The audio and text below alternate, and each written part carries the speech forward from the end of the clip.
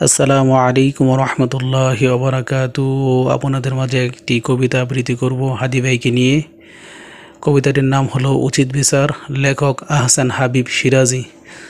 জুম্মার নামাজ আদায় করে ফিরবে নিজের ঘরে, সেই আশাতে বন্ধুর সাথে রিস্কায় হাদি চড়ে। এমন সময় দুর্বৃত্তরা মাথায় গুলি করে, পিনকি দিয়ে রক্তকণা কানের নিচে পড়ে। লোহার শিকল ভেঙে যাদের দিলে তোমরা মুক্তি, শত্রু দেশের সাথে তারা করছে তারা চুক্তি। স্বাধীনতা চাই না যারা, সেই গোলামদের ধরো, হাদি বাইকে গুলি করার উচিত বিচার করো। হায় আল্লাহ তাআলা, তুমি হাদি ভাইকে নেক হায়াত দান করো এবং সুস্থতা দান করো। হাদি ভাইকে আমাদের মাঝে ফিরিয়ে দাও। হায় আল্লাহ তাআলা, হাদি ভাইকে তুমি আমাদের মাঝে ফিরিয়ে দাও।